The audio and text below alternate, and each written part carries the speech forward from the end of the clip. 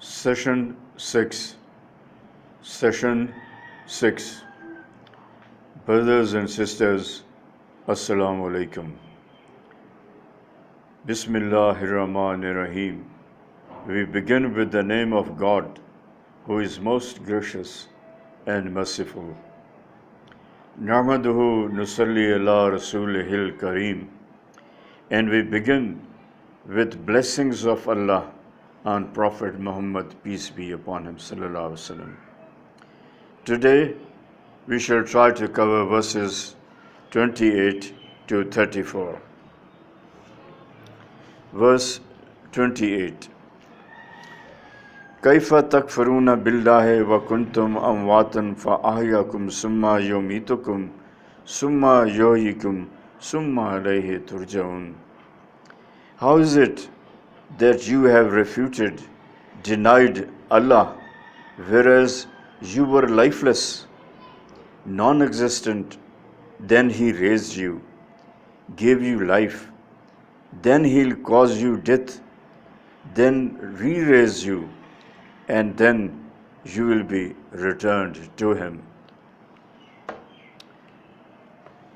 Allah has mentioned three character traits of the disbelievers. First, that they break the covenant made with Allah. Second, that they disregard the rights of the close relatives.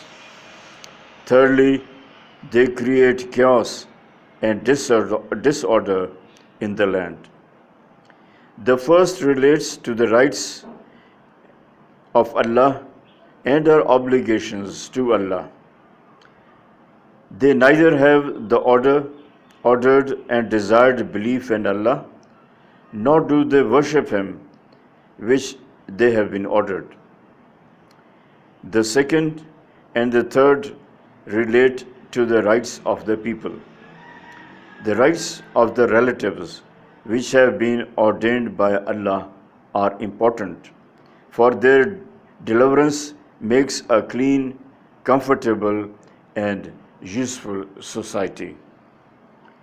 To the contrary, if fathers, sons, brothers, husbands, and wives are cut off from each other, that is, they disregard each other's rights and obligations, it leads to the ruination of the families and the family system on which the human society is structured.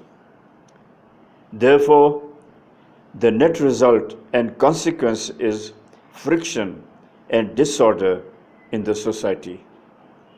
To resolve this misery, they create a new principle: mind your own business. Mind your own business. Consequently, every individual lives alone for himself only. That is, I do not belong to anyone, and no one belongs to me. I do not belong to anyone, and no one belongs to me. So they live as lonely creatures and die in the old people's homes. As such, Qur'an has mentioned about breaking ties with relatives and creation of disorder on land together in Surah Muhammad. It states, it's Surah 47, verse 22, إِن تَوَلَّيْتُمْ أَن تُفْسِدُوا فِي الْأَرْضِ وَتُقَطِّعُوا أَرْحَامَكُمْ. Now, what can be expected of you if you are put in authority other than to do evil in the land and to violate the ties of blood? Verse 29. هو الذي خلق لكم ما في الأرض جميعا ثم استوى إلى السماء فسواهن سبع سماوات وهو بكل شيء عليم.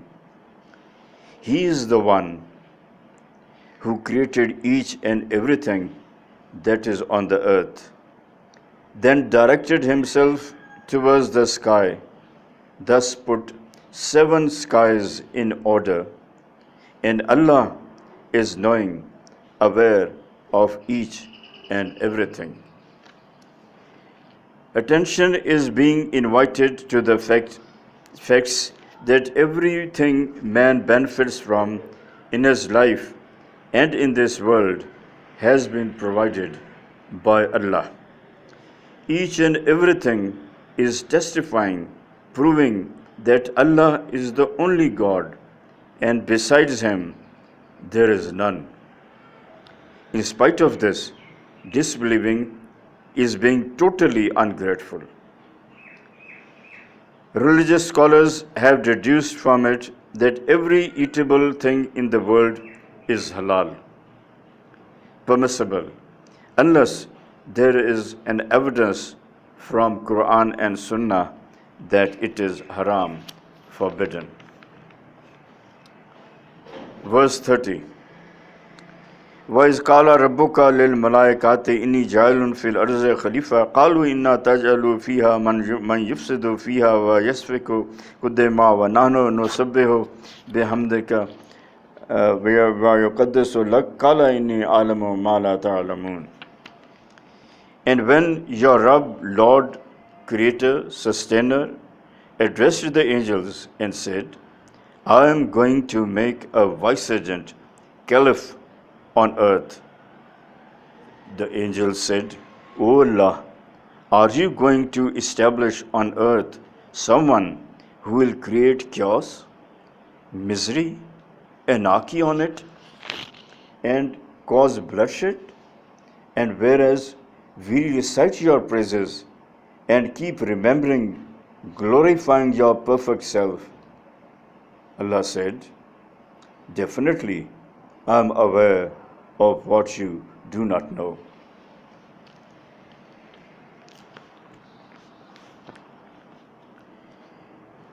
In verses 21 and 22, strong reasoning was given to say that he who has created you has the right to be worshipped. In verse 28, this misdoing of man was criticized, that this act is quite strange. Now the entire act of creation of mankind is being given to strengthen the argument. Here, man has been called a caliph, which means that he obeys the orders of Allah and in accordance with his powers gets them obeyed from others too. The angels were not refuting the intent of Allah, but were wonderstruck and worried that God is going to create such a genesis which, along with the ability to obey, will be given the capability to disobey Him as well, which may lead to the probability of creation of fasad, disorder on earth. Certain scholars have mentioned this too, that before the creation of man, jinns were created on earth who kept fighting and finished each other. The angels thought the outcome of the creation of man would also be the same, mutual destruction. Verse 31. وَعَلَّمَ آدَمَ الْأَسْمَاءَ كُلَّهَا ثُمَّ عَرَضَهُمْ عَلَى الْمَلَائِكَةِ فَقَالَ أَنبِئُونِي بِأَسْمَاءِ هَؤُلَاءِ إِن كُنتُمْ صَادِقِينَ. And Allah taught Adam the names of all the things, then presented all those things to the angels, and then said, Give me the names of these, if you are right. By names, it is meant everything that exists in the universes, their characteristics, and their varying conditions and modes. For example, hunger, thirst, health, diseases, etc. Whereas the angels were present when Adam was being taught. However, understanding such things was not a part of their nature. As such, When they were questioned about these things, they could not reply. So they were made aware practically that the work, the duties, the job that is intended and described to be taken, desired to be taken from man cannot be performed by the angels. Verse 32. قالوا سبحانك لا علم لنا إلا ما علمتنا إنك أنت العليم الحكيم. The angel said, "You are above all infirmities, absolutely perfect. We don't know anything except what you teach us. Definitely, you are the actual and the only all-knowing, all-wise." Though the angels were present when Adam was being educated, but since they didn't have the capability of understanding or remembering such things, so they failed to tell when put to test. What is desired from the answer is, derived from the answer is that we can only have the knowledge which you desire to give us and create in us the desired capability. Now, verses 33 and 34. قال آدم أنبئكم بأسمائهم فلما أنبأهم بأسمائهم قال ألم أقل لكم إني أعلم غيب السماوات والأرض وأعلم ما تبدون وما كنتم